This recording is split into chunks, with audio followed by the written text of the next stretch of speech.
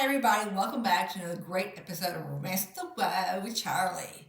Our book is going to be My Big Alien Boss by Loki Renard. And so I hope you sit back and relax, grab some wine. I grab some sweet tea, and we're going to get back and read a story together. Grab yourself a book, turn the lights down low. It's time, everybody, for Romance in the Woe. Hi. So, My Big Alien Boss by Loki Renard.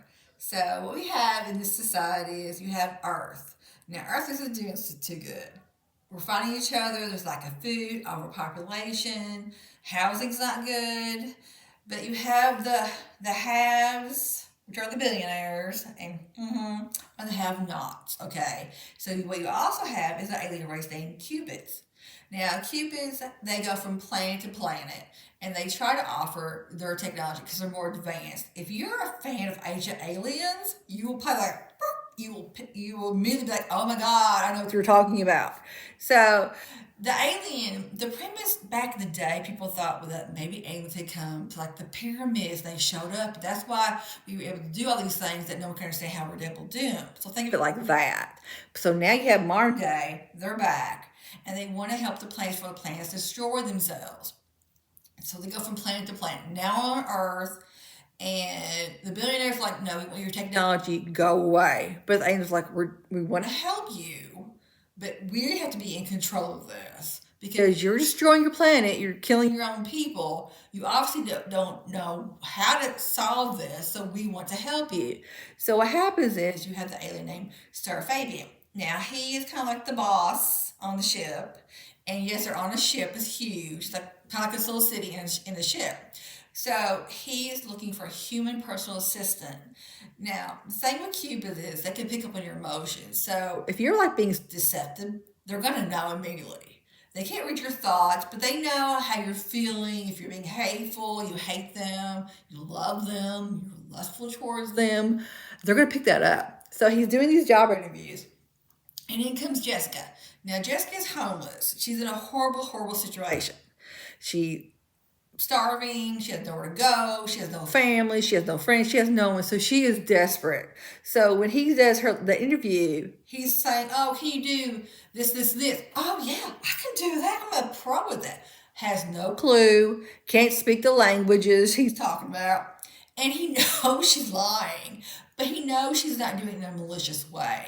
He can feel her desperation to get this job, and there's something about her that he likes. He knows there's a good inside of her. He knows she's a good, passionate person. So he immediately is like, okay, I'm going to hire you. And since I'm going to hire you, you're going to live on the ship with us, hence a home, which actually is with him. And that because they got to work together, of course. He has to move her in. He's got, provide for food. She immediately is like, oh my God, woo, jackpot. So he takes her to the apartment. Here you go. You can order as much food as you want. It's basically like room service. Like if you're in a fancy hotel, but you're on a spaceship. So she asks for anything. So he leaves. She immediately is like, okay, I'm getting the bathtub. I can take a bath. It's some of those sucking tubs that ladies love so much. I can order all the room service in the world. And she's like gorging. So she isn't falling asleep in the bathtub. So he doesn't find her because she's late for work the next day.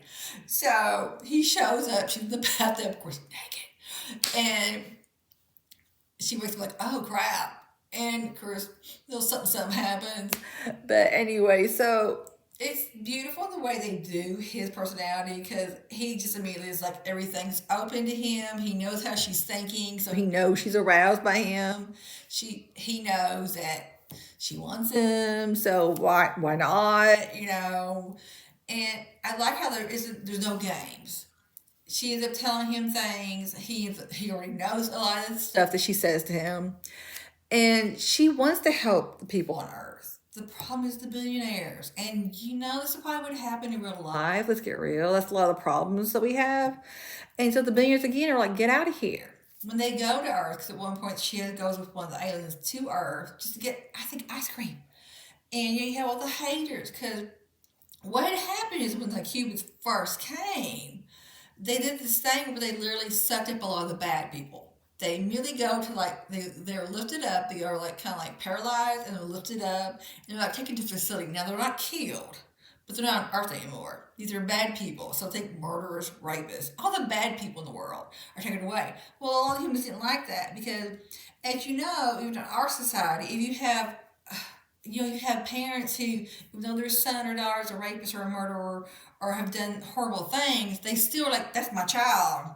You can't touch my child. I love them. And regardless of what they've done, they don't want anything happening to them. So they kind of use it as an excuse, again, to hate the aliens. Now, there's a lot of stuff in this that if you really read, it's actually a deeper story, which I love. I love there's more content into a story than just, okay, a girl and a guy meet together, they fall in love, they have sex.